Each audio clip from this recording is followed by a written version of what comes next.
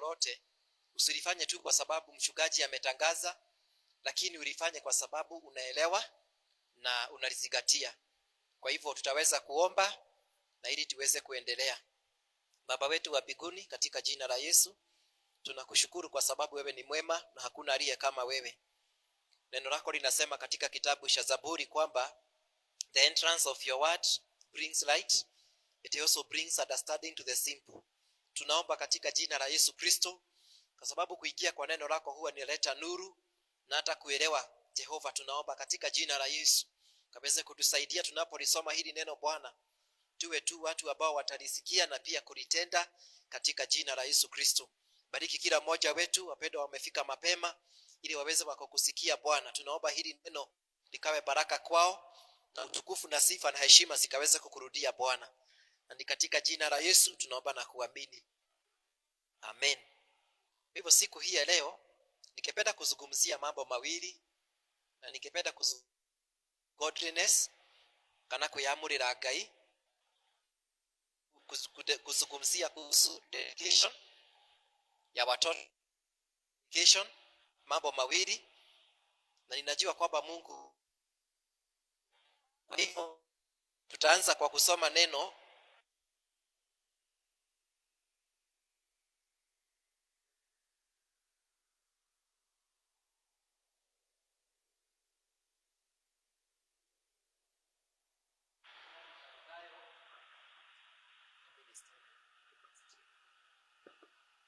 kitabu cha Mathayo 19 kuanzia mstari wa 13 hadi 15. Hapo ndipo tutakapoanza na tutabarikiwa na Bwana.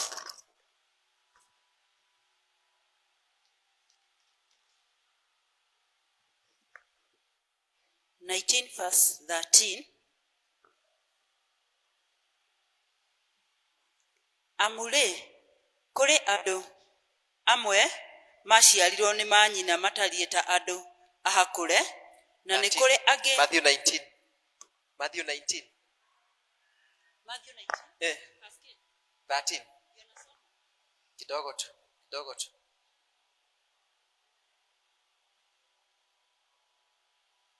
Sorry. Yes. Nimeanza 12. Wacha nianze. Hĩndĩ ĩyo akĩreherwo twana nĩgetha atũigĩrĩre moko na ahoe. Nao arutwo magĩkania arĩa matũrehete.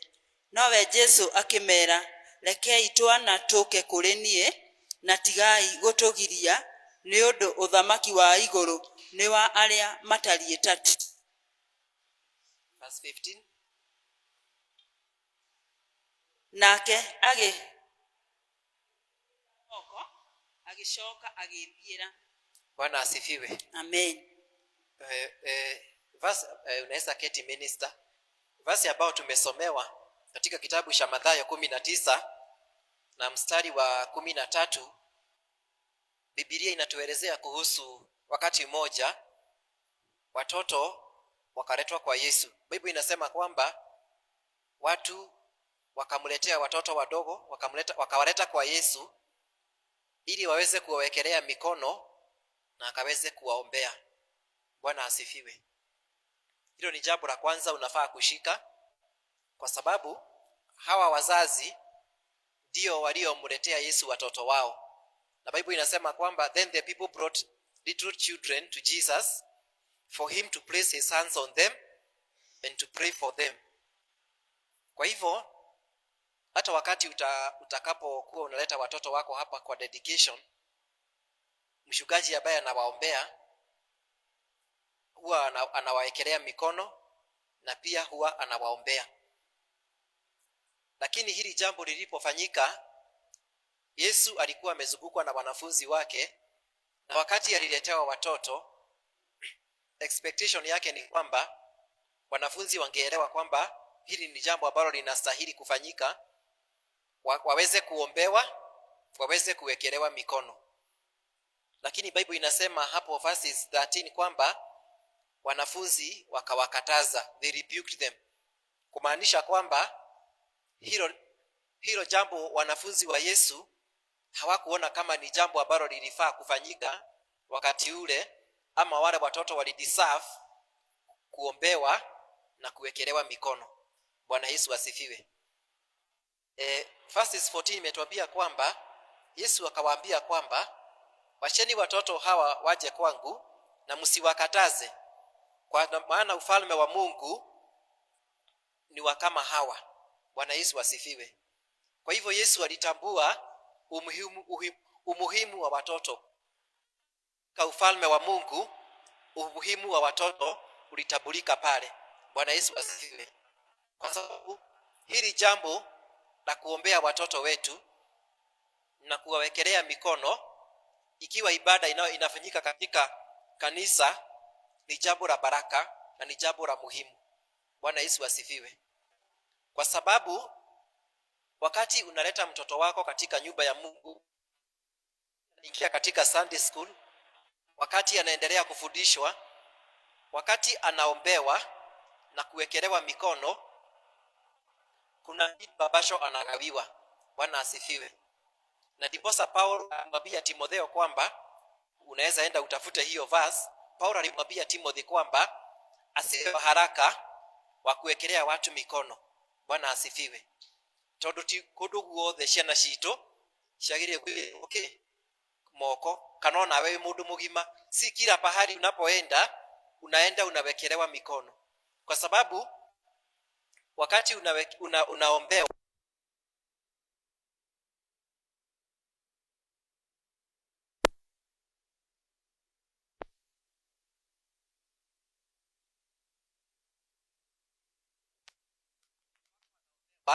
na mshugaji, ananenewa baraka, ananenewa mambo mazuri. Kwa hiyo kila pahali unapoenda unakuta watu wakiombewa, unapeleka watoto. Unafaa kupelekea watoto wako mshugaji wako. Bwana Yesu asifiwe. Kwa sababu sio kila pahali ambapo unaenda ukute kama Sunday uende pahali pengine ama siku nyingine ukute watoto unaombewa unapeleka watoto wako. Mtu upelekea watoto wake mchungaji wake. Bwana asifiwe. Hilo ni jambo la muhimu. Na wakati tunaombea watu unaombea watoto, huwa tunawawekelea mkono kwa kichwa chao, tunawanenea baraka, ama kwa mikono yao tunawanenea baraka, tunawanenea ushindi. Bwana Yesu asifiwe. Na Biblia inasema kwamba in verses 15, when he had placed his hands on them, he went on from there. Kwa hivyo Yesu mwenyewe alipoletewa watoto aliwakaribisha, akawawekelea mikono, alafu akaendelea na huduma yake. Mwadhani agosho. Kwa hivyo ni jambo la baraka tunalolifanya, liko katika maandiko na Yesu mwenyewe alifanya lile jambo. Ningependa tusomewe the same verse katika kitabu cha Marko. Minister, unaweza kutusomea kitabu cha Marko 10 mstari wa 13. The same words. Unajua kitabu cha Matthew, Mark na Luke kuna verses ambazo unaona vile zimeandikwa zimekaribiana na ni yale maneno tu. Na unaweza kutusomea Mark chapter 10, utusomee kuanzia verses 13 hadi verses 15. Okay.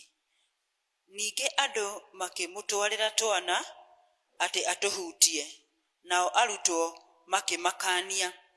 Nake Jesu ona ũguo akĩrakara, akĩmera atĩrĩ, rekei twana tũke kũrĩ niĩ, mũtige gũtũgiria, amu ũthamaki wa Ngai nĩ wa arĩa matariĩ ta tuo.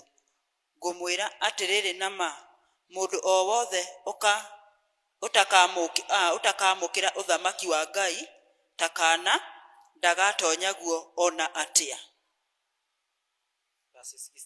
Agĩcoka agĩtũiyũkia moko-inĩ make, agĩtũrathima, agĩtũigĩrĩra moko.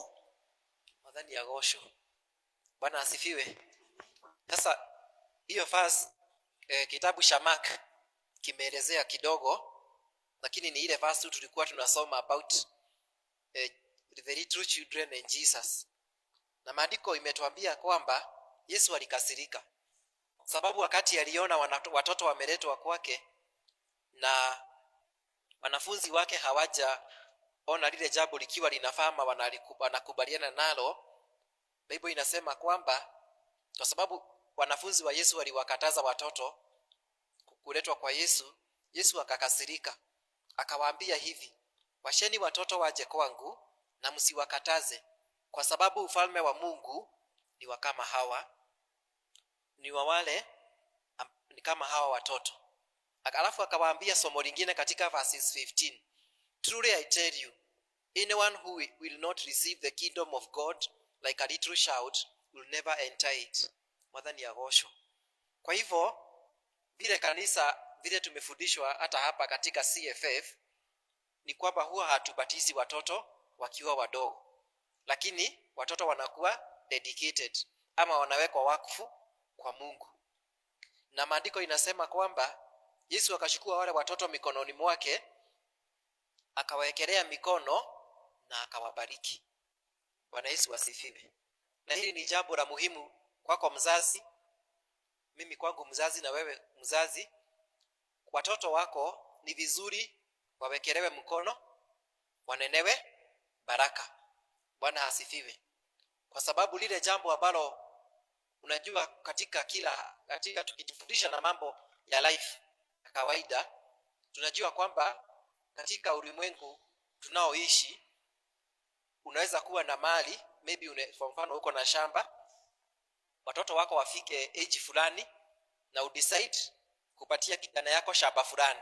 Hiyo si ni urithi umempatia mtoto.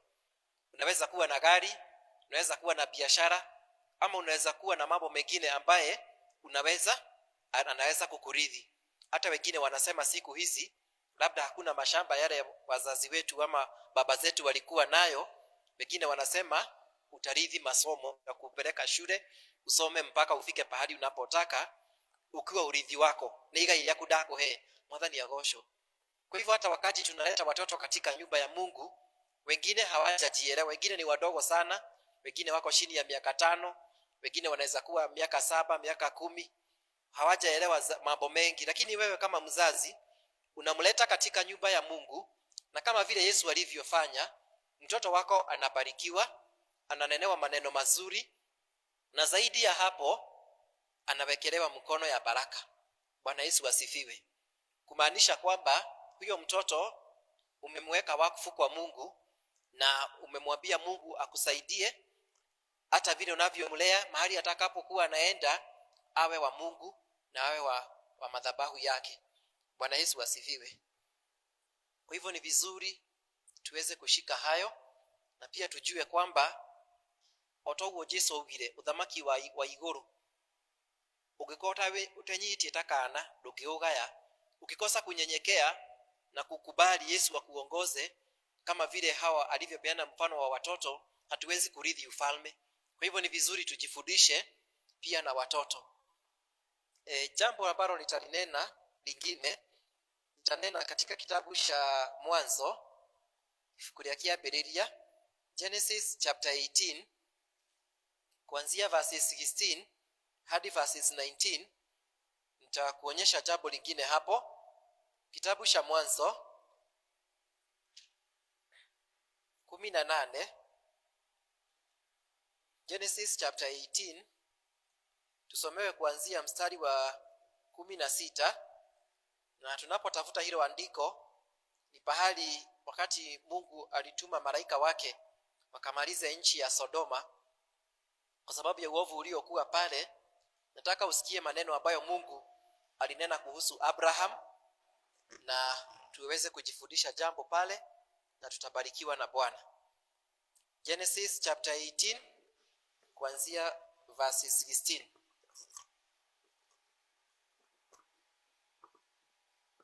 Nao andũ acio magiũkĩra makiuma hau makĩrorana ya Sodomu, nake Ibrahimu agĩtwarana nao amoimagarangie. Nake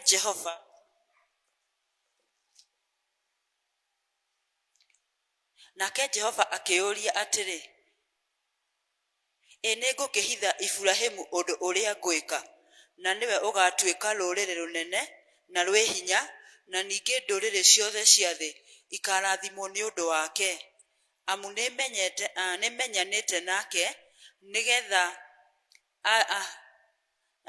nĩmenyanĩte nake nigetha athirire ciana ciake na andu a gwake o gwata arĩa magoka thutha wake atĩ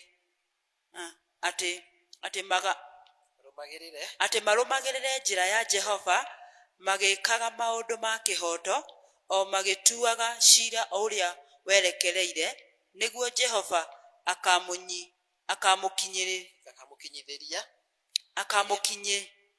akamũkinyithĩria maũndũ marĩa aririe nĩ ũndũ wake. Bwana asifiwe. Mwathani agocwo. Bible imetuambia kwamba wakati huu ukiangalia context ama ile maandiko, hawa malaika walitoka kwa Abraham, walitoka wakiwa wanaelekea katika ule mji kuumaliza, lakini Mungu kuna neno alisema. Unajua Abraham alikuwa anawasindikiza wageni waondoke, lakini Mungu alikuwa amemtumia malaika. Na maandiko inasema kwamba Jehova akiuria tiri, Mungu akajiuliza hivi, inigukihitha Ibrahimu undu uria ngwika. Sasa unaona Mungu anasema kweli nitafisha Abraham ile jambo ambalo ninataka kulifanya. Na anasema katika verse 18 kwamba na niwe ugatuika ruriri runene na ruri hinya na ningi ruriri ciothe cia thi ikarathimwo ni undu wake. Najua sasa Abraham already wako na covenant na Mungu, wako na uhusiano na Mungu kama vile sisi tumeokoka. Already Abraham kuna ule ushirika wako na yeye na Mungu. Bwana asifiwe. Na Mungu amemtembelea, na zaidi ya kumtembelea Mungu ameona sio vizuri amalize mji wa Sodoma, amalize mji ule. Na pia kuna kijana wa ndugu yake alikuwa anaitwa Ruti, alikuwa anakaa pale. Mungu akaona sio vizuri Abraham asikie kama watu wengine yale mambo yaliyofanyika pale, na Mungu akasema kwamba nitamfisha Abraham mambo haya ambayo yataenda kufanyika pale. Kwa sababu verse 16 imetuambia kwamba na niwe ugatuika ruriri runene na ruri hinya na ningi nduriri ciothe cia thi ikarathimwo ni undu wake. Maandiko inasema kwamba kupitia Abraham nchi zote za dunia zitapata kubarikiwa. Kumaanisha walikuwa nasema kwamba kupitia Abraham na mbegu yake ambaye ni Kristo Yesu, the seed of Abraham which is Jesus Christ, watu wote wataweza kubarikiwa. Bwana asifiwe. Na verses 19 Bible imetuambia kwamba amunimenyanite nake nigetha athirire ciana ciake na andu a gwake ogwata aria magoka thutha wake ati marumagirire njira cia Jehova. Hapo ndipo nilikuwa nataka ushike kwamba wakati tuna dedicate watoto wetu, sio ibada ya siku moja. Ambia jirani yako si ibada ya siku moja. Ona huyu mtu wa Mungu vile Mungu amemnenea maneno mazuri. Unajua ni Mungu anamshuhudia. Hata Abraham yuko pale, nika yuramurutira uira. Mwathani agocwo. Ati mundu ndikimuhitha maundu maria ndirenda gwika. Alafu anasema siwezi kumfisha. Mungu anamshuhudia kwamba huyu mtu tumejuana na yeye. Bwana asifiwe. Na anasema zaidi ya hayo, huyu ni mtu ambaye kizazi chake atakielekeza katika njia za Mungu. Bwana Yesu asifiwe. Amunimenyanite nake nigetha athirire ciana ciake na andu a gwake ogwata aria magoka thutha wake ati marumagirire njira ya Jehova magagikaga maundu ma kihoto o magituaga ciira uria werekeire na niguo Jehova akamukinyithiria maundu maria ariirie ni undu wake. Bwana asifiwe. Na ndiyo maana huwa ninasema mambo ambayo Mungu ametunenea ni makubwa sana, na sio yote ambayo mimi na wewe tutayaona katika lifetime yetu, lakini yale Mungu amenena mengine vizazi ambavyo vimetufuata kabla Yesu arudi wataweza kuyaona. Bwana Yesu asifiwe. Kwa hivyo ni vizuri ushike wakati tunaweka watoto wakfu, wakati watoto wanaopewa na overseer hapa, wakati wanaopewa baraka, wananenewa mambo mazuri, sio ibada ya siku moja. Ni kwa sababu hata wakati hatutakuwa katika ulimwengu huu,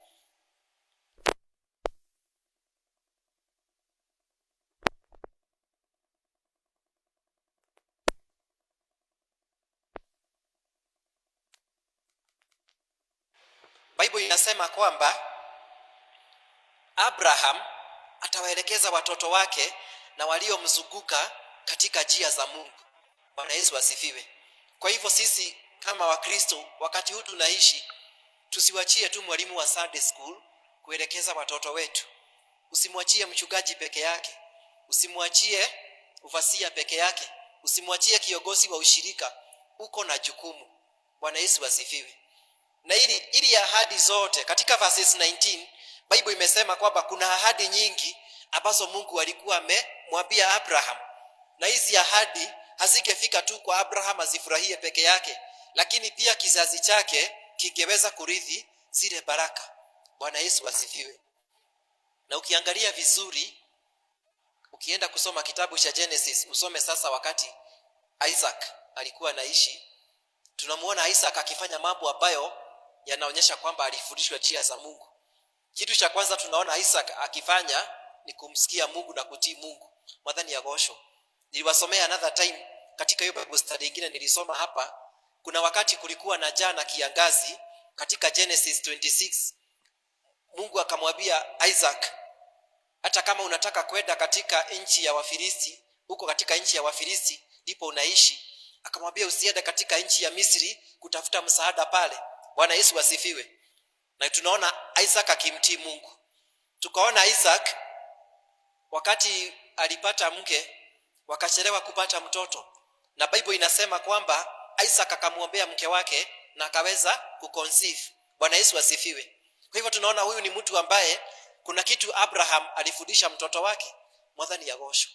Na hata katika ukiangalia watoto wa Isaac, Jacob, unakuta kuna mambo ambayo wanajua Mungu, hata kama kuna challenges wanapitia, lakini unaona hawa watu wanamuelewa Mungu kwa njia fulani. Kwa sababu wakati Jacob katika Genesis 28 alikuwa amelala pale akielekea kwa mjomba wake Laban, tunamuona Mungu anamtokea. Bwana Yesu asifiwe.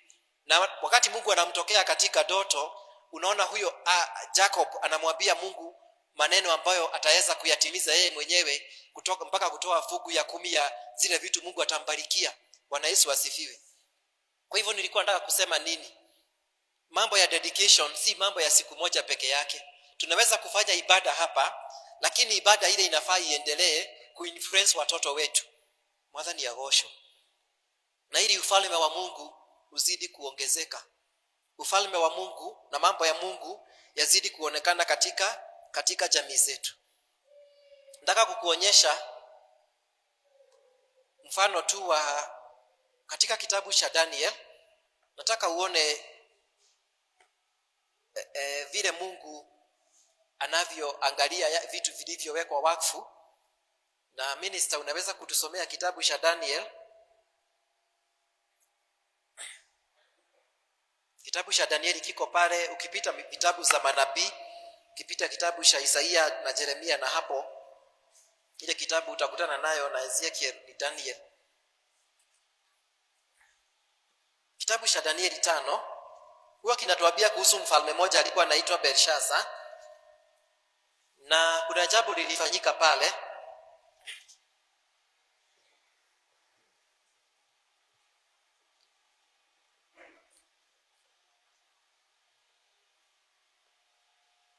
Hebu tusomee verses 2. Daniel chapter 5 verses 2. Hivyo nitakwambia pale utafikisha. Na kidogo tu hapo. Danieli 5 twambĩrĩrie mũraini wa 2. Ningĩ Belishazaru ũcio rĩrĩa acamaga ndibei ĩyo agĩathana akiuga atĩ indo cia thahabu na cia fedha iria ciatahirwo nĩ ithe Nebukadneza ikĩrutwo hekarũ-inĩ ya Jerusalem irehwo nĩgetha mũthamaki acinyuĩre we mwene, na ningĩ nĩgetha athani a bũrũri wake na atumia ake ona thuriya ciake othe manywe ndibei nacio. Haya, tusome verses 23 kwa sababu ya time. 23. Ikuruka 23 todo wa time. Okay. Genesis Daniel chapter 5 verses 23. No nĩ kwĩhenia mehenereirie mwatha. Verses 23. Daniel 5 ithina mbere. Sawa. No nĩ kwĩnenehia weneneheirie Mwathani wa igũrũ, ũgĩkĩrehithia o haha mbere yaku indo iria arutagĩrwo wĩra nacio nyũmba-inĩ yake thĩinĩ, nawe we mwene mwĩna athani a bũrũri waku na atumia aku, ona thũrũya ya ciaku mũkĩnyua ndibei nacio. Mwathani agocwo. Thank you minister. Bwana asifiwe. Mwathani agocwo. Bible inatuambia katika kitabu cha Daniel chapter 5 verses 2 na verses 23. Na nikiweka muktadha huu ama context ya hii maandiko, tunaona kuna wakati wa Israeli walitolewa katika nchi yao na mfalme alikuwa anaitwa Nebukadnezar. Akawapeleka katika nchi ya Babiloni. Wakati wa Yeremia alikuwa anatabiri, wakakuta kwamba wamepelekwa katika uhamishoni kwa sababu ya kumkosea Mungu na kumuasi Mungu. Maandiko inatuelezea, ukiendelea ukisoma Daniel chapter 1 mpaka Daniel chapter 4, utaona kuhusu huyo mfalme alikuwa anaitwa Nebukadnezar. Sasa huyu tumesoma kuhusu ni Daniel chapter 5, na wakati Nebukadnezar alichukua wana wa Israeli, mpaka zile vitu za hekalu za dhahabu na fedha alizichukua akapeleka katika hema yake. Bwana Yesu asifiwe. Kana thamaki ine wake. Na maandiko inasema huyu kijana alikuwa anaitwa Belteshazzar, alikuwa the son of Nebukadnezar. Unajua tu vile wameketi tu hivyo wanafurahia, wanakunywa divai yao, ni nchi ya Wakaldei. Wakafikiria na zile vikombe za nyumba ya Mungu, si tunaweza tukazitumia tufurahie na tukisifu miungu ya fedha, tukisifu miungu ya dhahabu. Ndivyo kitabu cha Daniel chapter 5 inatuambia hapo. Na wakafanya vile. Na walikuwa wanafanya vile, maandiko inasema kwamba kukatokea maandiko katika ukuta, ikaandiko ikasema kwamba mene tekel bazin. Akaambiwa ufalme wako umepimwa na umewekwa katika mizani na umeonekana kwamba una upungufu, na umegawiwa Wamedi na Wapashia. Bwana Yesu asifiwe. Na usiku ule lilo jambo lilifanyika, mfalme ule ukachukuliwa. Nilikuwa nataka kusema nini? Hizi vikombe zilikuwa zimetolewa katika hekalu ya Mungu. Lakini ukisoma katika kitabu cha Kutoka, utaona kuna vile walivyokuwa wanaweka wakfu vitu vya kutumika katika nyumba ya Mungu. Ni madedicate ikombe, makadedicate hema ya gutungana, kila kitu walikuwa Wanaisraeli walikuwa wanadedicate. Sasa huyu mfalme alichukua kile ambacho ni cha Mungu akakiweka katika miungu ya kwake, lakini haikekubalika mbele ya Mungu. Bwana Yesu asifiwe. Bwana Yesu asifiwe. Nilikuwa nataka kusema nini? Kitu chochote ambacho kimewekwa wakfu kwa sababu ya Mungu, including watoto wetu, including nyumba kama hii, including kitu chochote ambacho kimewekwa wakfu kwa sababu ya Mungu, Mungu huwa anakiangalia. Mwadhani ya gosho. Kwa hivyo hata watoto wetu tunapowaleta katika nyumba ya Mungu, tunapowaombea baraka, tunapowatangazia mambo mazuri, ni kama tunawaweka alama ya Mungu juu ya maisha yao. Mwadhani ya gosho. Na nitawasomea neno la mwisho. Unaweza enda usome zaidi katika kitabu cha 1 Samuel chapter 1, uone vile Samuel alivyokuwa dedicated kwa Mungu na mama yake Hana. Sitasoma pale kwa leo, lakini nataka kuwasomea kitabu cha Timotheo wa kwanza. Wale ambao wameingia saa hizi tulikuwa tunajifundisha kuhusu dedication na mambo ya godliness, na sasa ndio nitamalizia nayo godliness ama kuyamurira Ngai. Nataka tusomewe kitabu cha 1 Timothy chapter 6, tusomewe verses 6. Hiyo ndio nitamalizia nayo. Na pia unaweza enda ujisomee kitabu cha Proverbs 13:22 ambayo inasema kwamba a good man leaves an inheritance for his children's children. Mundu mwega natigagere adu ciana ciake igai. Na hiyo unaweza enda ujisomee Proverbs 13:22, lakini mimi sasa atatusomea 1 Timothy chapter 6 verses 6 na verses 7.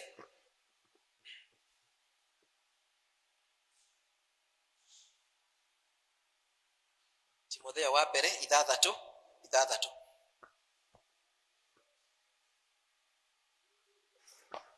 Na rĩrĩ, mũndũ kwĩyamũrĩra Ngai hamwe na kũiganwo nĩ kĩrĩa arĩ nakĩo, ũguo nĩguo ũtonga mũnene, nĩ ũndũ-rĩ, tũtiarehire kĩndũ gũkũ thĩ, ona gũtirĩ kĩndũ tũngĩhota kũruta kuo, ĩndĩ tũngĩgĩa na irio na nguo-rĩ, no tũiganwo nĩcio, no tũiganio nĩcio. Mwathani agocwo. Bwana asifiwe. Hili neno nilishikanisha na neno nilisoma katika kitabu cha Wahibrania 12 ikiongea kuhusu hapo verses 14 ikiongea kuhusu Esau. Unakuta Biblia inasema kwamba moyo wake hakuwa na moyo wa kumwogopa Mungu, alikuwa na moyo wa uovu. Na neno limetuambia kwamba mundu kwiyamurira Ngai na kuiganwo nĩ kĩrĩa Ngai akũhete, ucio nĩguo ũtonga ũrĩa munene. Mwathani agocwo. Kwa hivyo ni vizuri wewe mzazi uko na watoto, wafundishe watoto wako kwamba money is not everything. Kwa sababu kuna mafundisho ambayo yako kule nje kwamba mtu anaweza kupata pesa at the expense of anything. Ana mundu no ageno toka. It doesn't matter what price you pay, but you can get anything at the expense of anything. Mwadhani ya gosho. Lakini Bible inatuambia kwamba but godliness with contentment is great gain. Ufundisha watoto wako mundu kwiyamurira Ngai na kuiganwo nĩ kĩrĩa Ngai akũhete nĩguo nĩguo ũtonga ũrĩa mũnene. Tondu gũkũ thĩ twokire tutarĩ na kĩndũ, nĩguo Paulo ara Timotheo, twokire tutarĩ na kĩndũ gũkũ, kuna kitu tutatoka nayo huku. That is what the Bible says. We cannot take anything out of it. Na sisemi kwamba kupata mali ni vibaya, sisemi kwamba kupata utajiri ni vibaya, lakini nimesema mtu kwanza eyamurire Ngai. Ngoro yaku ri eyamurire Ngai na wigano nĩ kĩrĩa Ngai akũhete, nigetha kĩrĩa gĩothe kĩngĩũka thutha ũcio ri gĩtigakurute wega-inĩ wa Ngai. Bwana Yesu asifiwe. Kwa hivyo siku ya leo ni vizuri tumwambie Mungu atusaidie ili katika kizazi tunachoishi watoto wetu pia Mungu ametubariki na wao, na mambo ambayo Mungu ametuahidi itakuja kutimia, kwa sababu mioyo yao na mawazo yao yameelekezewa Mungu wa mbinguni. Bwana Yesu asifiwe. Tondu mundu kwiyamurira Ngai na kuiganwo nĩ kĩrĩa gĩothe Ngai akũhete, ucio nĩguo ũtonga ũrĩa mũnene. Mwathani agocwo. Inamia ũthiũ waku ndagĩka ĩmwe twĩre Ngai nĩ wega nĩ kiugo gĩake. Tunapomalizia ibada hii tumwambie Mungu tusaidie. Tukipata vyote kwanza tupate Yesu. Mioyo yetu iweze kumpenda Mungu, mawazo yetu, watoto wetu waweze kumpenda Mungu, tuweze kumkaribia Mungu zaidi. Hata katika siku hizi zetu siku zinazoishi za mwisho ziko na mambo mengi, lakini tunajua kitu kimoja, mundu angĩyamũrĩra Ngai na igono nĩ kĩrĩa Ngai amũhete, ucio nĩguo ũtonga ũrĩa mũnene. Mungu anaweza kutubarikia mali nyingi, lakini bado tuwe tumetosheka ndani ya Kristo. Tunaweza kuwa tuna mali mingi, lakini tukiwa bado ndani ya Kristo kuna utosherezi, kuna kuiganĩra thĩinĩ wa ngoro citũ, kura kuna nĩ twĩtigĩrĩte Ngai na nĩ twendete Ngai thĩinĩ wa rĩĩtwa rĩa Jesũ. Oh God, I thank you for your word this morning. We thank you for this dedication Sunday, oh God. We thank you for our children. We thank you for this generation, oh God, that godliness with contentment is great gain. Ati mundu kwiyamurira Ngai na kuiganwo nĩ kĩrĩa Ngai amũhete, ucio nĩguo ũtonga ũrĩa mũnene. It may not be a very popular message, but it is your word, oh God. We pray that you may help us in the name of Jesus. Ati ngoro citũ Mwathani tigũtahwo nĩ maũndũ ma gũthira, no ngoro citũ nĩ kũiganwo nĩ wega waku Ngai. Kĩrĩa ũtũhete nĩ gĩgũtũma tũiganĩre thĩinĩ waku Ngai, thĩinĩ wa rĩĩtwa rĩa Jesũ. Twahoera ngoro citũ Ngai na meciria maitũ thĩinĩ wa rĩĩtwa rĩa Jesũ, nĩgetha tũiganwo nĩ wega waku na ũhoti waku Ngai, thĩinĩ wa rĩĩtwa rĩa Jesũ. Amũkĩra ngumo na ũgooci na gĩtĩo Jehova, nĩ tondũ ũrĩ mwĩhokeku, na nĩ thĩinĩ wa rĩĩtwa rĩa Jesũ twahoya na twacokia ngatho. Amen. Bwana Yesu asifiwe. Tunamshukuru Mungu